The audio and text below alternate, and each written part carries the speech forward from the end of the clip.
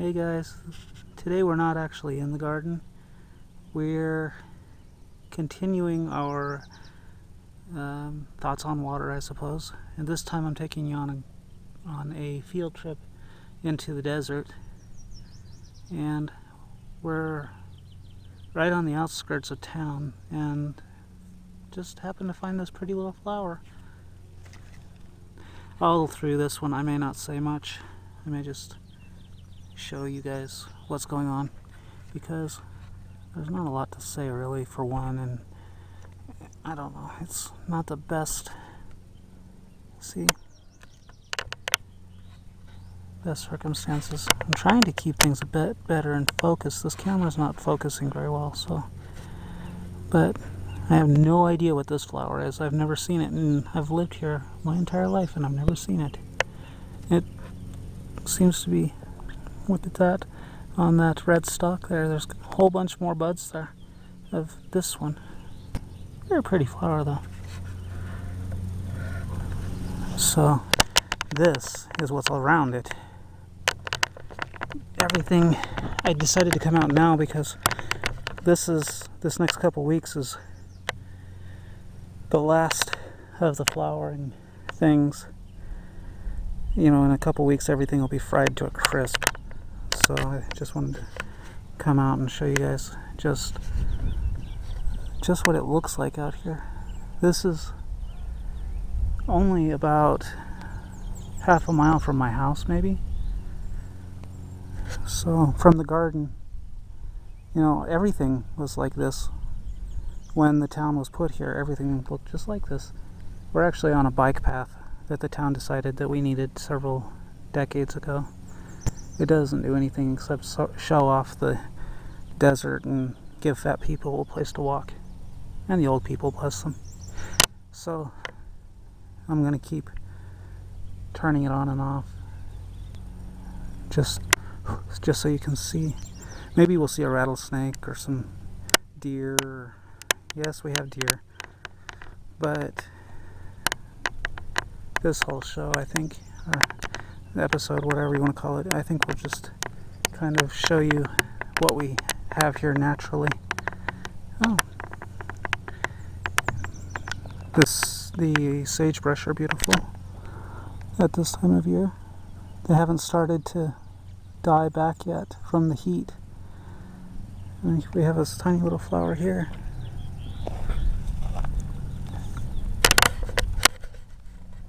I really don't know what most of these are, but that one, I think it has a dragon's head sort of flower. I don't know what the species is, but we do have some pretty flowers and whatnot, just no food. I tell a lie. This is wild garlic, and it's in flower. You can eat it, but there's just not enough of it you'd have to eat that entire stand, and then you wouldn't be full. You'd just be causing yourself more grief than anything, because you'd be more hungry. But you can see already that the early spring plants are dead. They're just crispy cratered. Doesn't help that I think the town and county, they mow along the path along this area because of the snakes.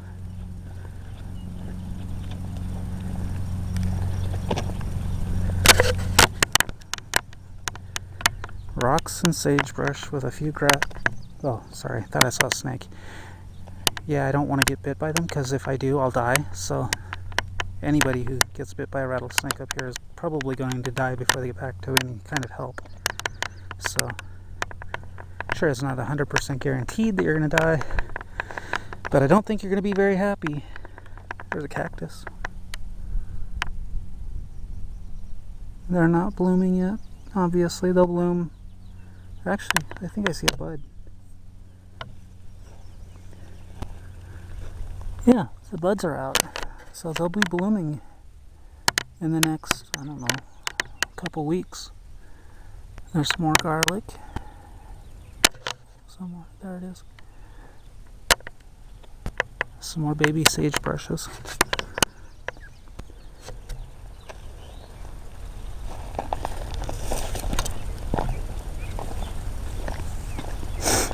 Oh, I guess I shouldn't walk very quickly when I've got this recording, but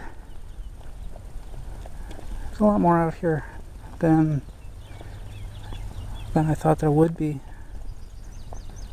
Lots of garlic. Just, it's everywhere. See all of these little white clumps of flowers.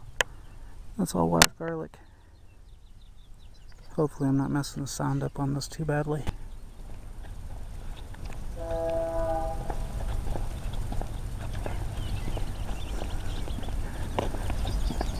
Unfortunately, at this time of year, well, we don't have a lot of species in here in the first place, but what we do have is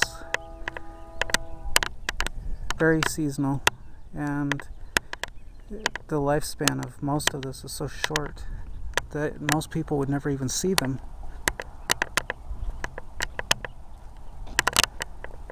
Might see a couple bunnies.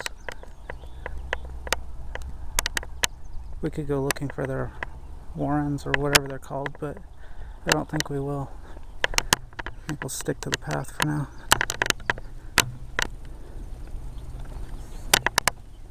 I'm hand holding this as I'm walking, so if you're getting seasick,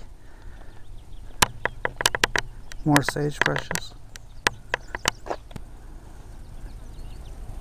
Big sagebrushes. You know, that's something about the garden too that you might notice as time goes on, is that I plant everything within seasons. That's one of the problems with veggie patch growers. They plant out of season and then they complain because, oh, well, it's not growing. Peas don't like the heat. Lettuce doesn't like the heat. Mustard doesn't like the heat. They'll all bolt. And it's just, you gotta have a little bit of common sense when you're growing food. You're not going to have everything all the time. You can't really even expect to have everything all the time. Just because the commercial growers fake things doesn't mean that you're going to be able to fake it in the garden. I was trying to get over the rabbit warren over there, but I'm not going to be able to get over there safely. Too much of a chance of snakes being in something like that. So I'm just gonna back out. You know, we're coming up on the warm season for planting, and you know, that's when you plant corn and melons and beans. The in-between time is for harvesting your spring stuff, or in between autumn and summers for harvesting that kind of stuff. I have no idea. No, that's sagebrush, it looks like. I'm not sure. It's stinky out here. Some kind of plant its oils are getting warm. There used to be a lot more sagebrushes and stuff and less grasses in here. But sagebrush is ugly.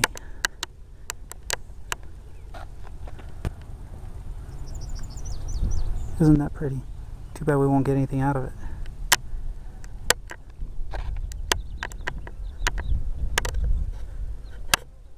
Guess I had more to say than I thought I did.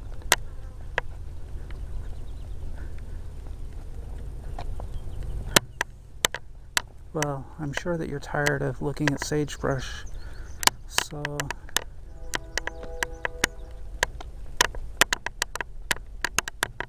I think I'm going to go ahead and push pause until I get where I'm going, and then it's very I'm not sure what the word is I want. Well, this is all an illusion, because in a couple months it's all going to be dead. But these plants are very drought tolerant anyway. Not everything needs a ton of water, but food does.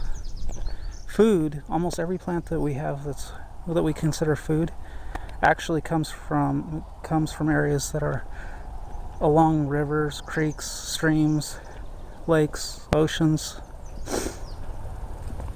Pew. They all need a lot of water. All of our food crops need a lot of water. I don't think most people even know that, actually. They just, well, where does corn come from? The supermarket.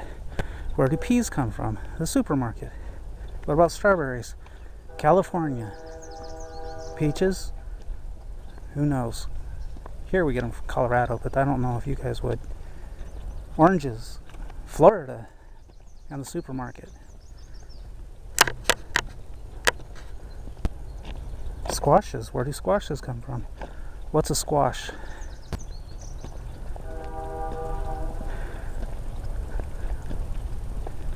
Well, they all had to originate somewhere, and a good number of them actually came from swamps. But you can still find wild lettuces and mustards and peas and squashes and things like that. You can still find them along riverbanks and lakes and stuff if you look.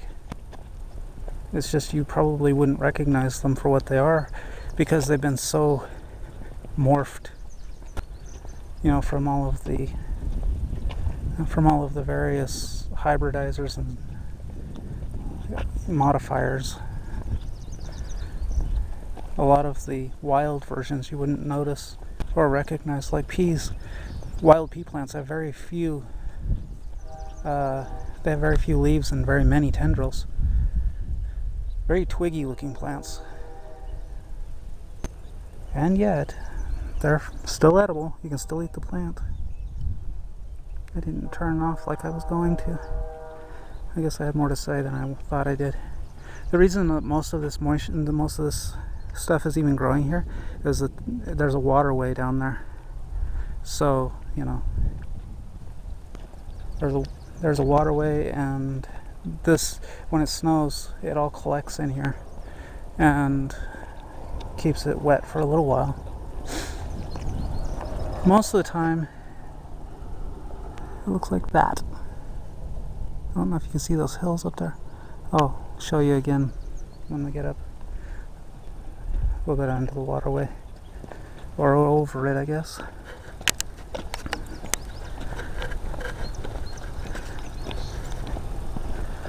A lot of our soil, or even in here, it's that snowy looking patch over there. That's actually bentonite, and it's plants don't like it.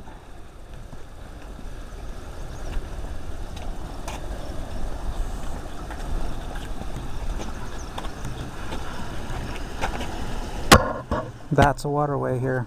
If we were actually on it, it would actually only be about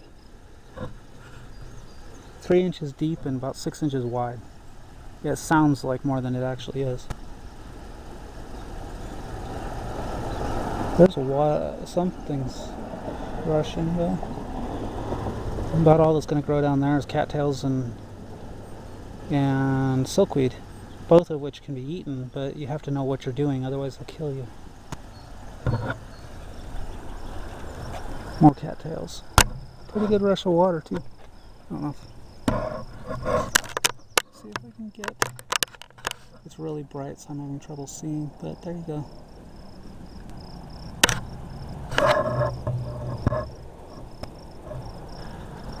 And there's last year's dead growth.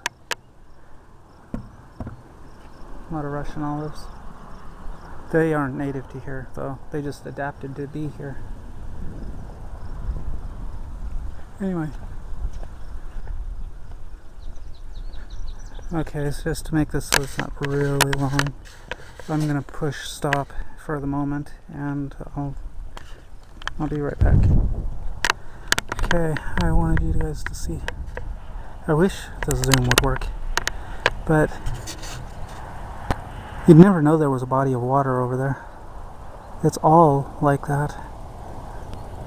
If it wasn't for the canal, which is right there, that's our water. Let's see. That's our water tower. And here's our settling pond. I don't know how many of you remember mentioning that from other shows, but that's where our water for the garden comes from. You can actually see part of the fence over there somewhere. There-ish. But on the other side of those hills, it's just more of that. For like 23 miles, it's just more of that.